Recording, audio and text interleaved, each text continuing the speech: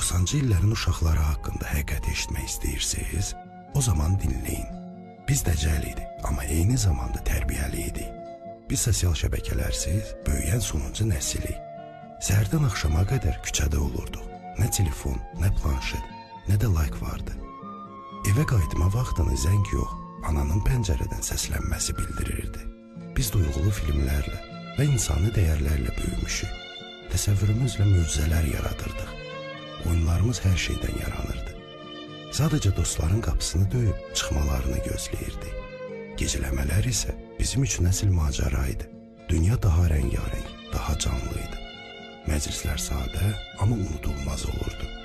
Şəkillər Instagram ideallarından uzaq idi, amma ruhumuza toxunan nəsə vardı. Biz telefonsuz gülür, qaçır, oynayırdıq. Daim bildirişlər olmadan.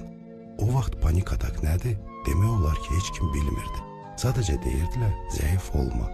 Biz xırda şeyləri sevməyə bacarırdıq və bəlkə də bunu bacaran